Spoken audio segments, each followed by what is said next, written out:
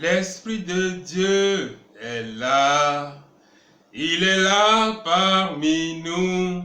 Il agit puissamment pour la gloire de Dieu. Amen. Bonjour bien-aimés dans le Seigneur, ou plutôt bonsoir. Et je suis Honoré Kamaga. Le dimanche passé, plutôt le samedi passé, nous avons eu un enseignement sur le Saint-Esprit et les conditions de sa manifestation.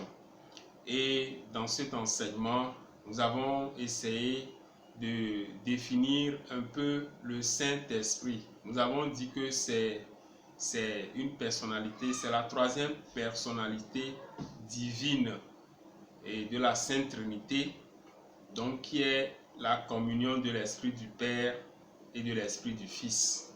Donc le Saint-Esprit est pas seulement une puissance, mais c'est une personne qui a été envoyée aussi notamment à la Pentecôte, aux disciples qui sont devenus apôtres. Et aussi nous avons rappelé la dernière fois que avant Jésus-Christ, avant l'avènement de Jésus-Christ sur terre, le Saint-Esprit, l'Esprit de Dieu était là. Il était déjà là avec les hommes de Dieu, les prophètes, les hommes de Dieu comme Abraham, Moïse, les prophètes. C'est à travers l'Esprit de Dieu, le Saint-Esprit, que Dieu a instruit les prophètes. Ils ont eu des visions, ils ont reçu des instructions de la part de Dieu. Et nous avons parlé également des fruits du Saint-Esprit qui sont au nombre de 9.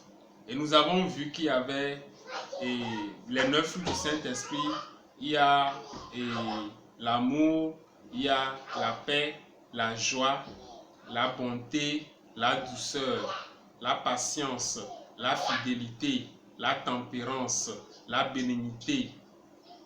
Et aujourd'hui, nous allons voir les 9 dons de l'Esprit, les dons du Saint-Esprit qui sont au nombre de 9. Oui, les dons de l'Esprit sont des manifestations, les différentes manifestations du Saint-Esprit. Les fruits, comme nous l'avons dit la dernière fois, les fruits du Saint-Esprit, c'est ça qui montre que nous avons reçu le Saint-Esprit. C'est à travers les fruits du Saint-Esprit aussi qu'on peut reconnaître que nous sommes enfants de Dieu, nous sommes remplis du Saint-Esprit.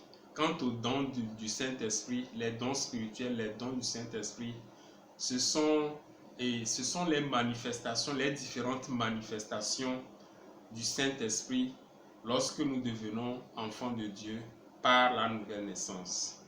Et ces dons, c'est le Seigneur lui-même, c'est le Saint-Esprit lui-même qui les attribue, qui nous les donne, et selon sa convenance, selon son désir, à qui il veut, comme il le veut. Et ce n'est pas nous qui le disons, c'est la parole de Dieu qui le dit en 1 Corinthiens chapitre 12. Ainsi, par rapport au don du Saint-Esprit, dans le Nouveau Testament, comme nous venons de le dire en 1 Corinthiens chapitre 12, il nous est énuméré 9 dons spirituels qui sont regroupés en 3 catégories. Premièrement, nous avons les dons de révélation. Ensuite, nous avons les dons d'inspiration ou d'expression vocaux ou bien vocales. Et ensuite, nous avons les dons de puissance. S'agissant des dons de révélation, nous avons 3 dons de révélation. Il y a la parole de sagesse, il y a la parole de connaissance et il y a le don de discernement des esprits. Pour ce qui est des dons d'inspiration, nous avons le don de diversité des langues, le don de parler en langue. Nous avons le don d'interprétation des langues et il y a le don de prophétie. Ce sont les dons d'inspiration ou bien les dons d'expression, l'expression vocale. Maintenant, par rapport aux dons de puissance, nous avons la foi. La foi est un don de l'esprit, il faut que nous le sachions. nous avons le don de guérison des maladies. Bon, le don de guérison. Et en troisième lieu, il y a le don de miracle, le don d'opération des miracles. Donc au total, ça fait 9 dons spirituels. Et lorsque nous sommes baptisés du Saint-Esprit, alors au pire des cas, nous devons avoir au moins un don spirituel. Mais il arrive souvent, des fois, que nous ignorons même que nous avons un don de l'Esprit. Comment faire pour le manifester? Pour le manifester, nous devons prier, demander au Seigneur, au Saint-Esprit, de nous montrer, de nous révéler, de faire à ce que nous puissions identifier notre don, le don ou bien les dons. On peut avoir plusieurs dons, ce n'est pas forcément un don. Mais au dernier verset de 1 Corinthiens chapitre 12 verset 31, l'apôtre Paul à travers Dieu plutôt à travers l'apôtre Paul nous dit que nous pouvons aspirer aux dons les meilleurs. Cela veut dire que nous pouvons aussi aspirer aux dons les meilleurs. Si nous avons déjà, nous manifestons déjà 2-3 dons spirituels, nous pouvons aspirer aux dons les meilleurs. Nous pouvons aspirer à d'autres dons. Donc, il est possible même que nous ayons les 9 dons, comme notre Seigneur Jésus-Christ, qui a manifesté tous les dons. Il avait la parole de connaissance, la parole de sagesse, le don de miracle, le don de prophétie. Il avait tout, puisqu'il avait la plénitude du Saint-Esprit. Il était rempli du Saint-Esprit. C'était Dieu même qui était descendu sur la terre, qui s'est fait homme parmi nous. Et Dieu veut que nous soyons comme lui, parce que à travers la nouvelle naissance, nous sommes co-héritiers avec Jésus. Donc cela veut dire que nous sommes aussi, et nous sommes censés aussi avoir les mêmes bénédictions spirituelles, comme c'est dit en Éphésiens chapitre 1 verset 3, que béni soit Dieu le Père de notre Seigneur Jésus-Christ, qui nous a bénis de toutes sortes de bénédictions spirituelles et physiques dans les lieux célestes. Donc cela veut dire que nous pouvons manifester la plupart des dons. Pour cela, nous devons demeurer dans le Seigneur. Nous devons faire des efforts pour marcher dans la voie du Seigneur, pour fuir le péché, pour résister au péché, comme nous l'avons dit la dernière fois. Nous avons cité la dernière fois les œuvres de la chair qui nous empêchent de manifester les fruits du Saint-Esprit. Lorsque nous sommes dans la cupidité, lorsque nous sommes dans l'impudicité, lorsque nous sommes dans le vol, dans la jalousie, nous envions, nous sommes dans les excès de table, nous sommes dans l'ivrognerie, excès de boisson. Lorsque nous sommes dans ces conditions, il est difficile pour nous de manifester donc les dons du Saint-Esprit et de pouvoir révéler les fruits du Saint-Esprit.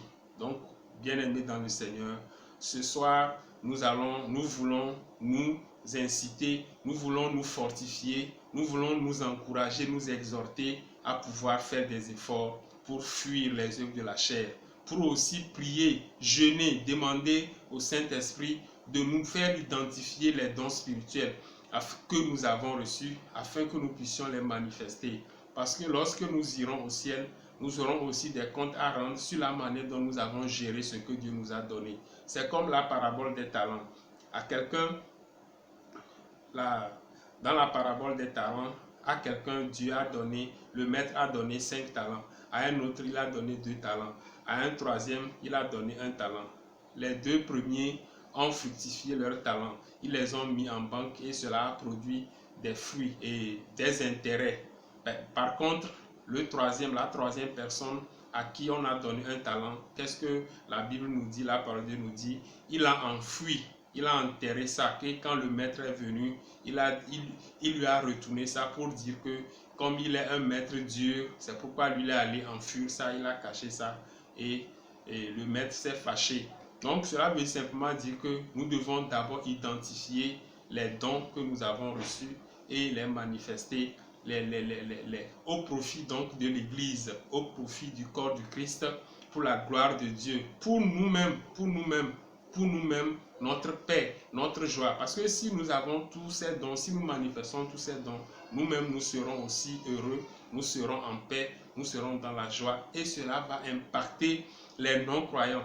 Parce que si nous manifestons les dons spirituels, de facto, nous allons amener les gens à Jésus. Aujourd'hui, nous n'arrivons pas aussi, parce que Jésus-Christ, lorsqu'il opérait des miracles, c'était aussi pour faire une démonstration afin que des gens croient vraiment qu'il vient de Dieu, il est le Fils de Dieu, il est le Messie. C'est pourquoi il faisait aussi les miracles. Sinon, Jésus est venu pour nous sauver du péché, pour nous donner la vie éternelle, pour nous donner le salut éternel. Il est venu pour ça. Mais pour amener des gens, il était par moments obligé d'opérer des miracles parce qu'il avait de la compassion. Non seulement c'était pour montrer aux gens vraiment qu'il est capable de faire des choses extraordinaires, il est capable de tout faire, il est le Dieu de miracles, le Dieu de tout puissant, mais il le faisait aussi par amour, par compassion. Donc nous aussi qui sommes enfants de Dieu, nous sommes à la suite de Christ, puisque nous sommes les disciples de Jésus, nous devons faire de même. Le Seigneur nous dit que nous sommes censés faire comme Jésus. Nous devons être comme notre Seigneur Jésus. Il nous a laissé un témoignage de vie à suivre, un exemple de vie.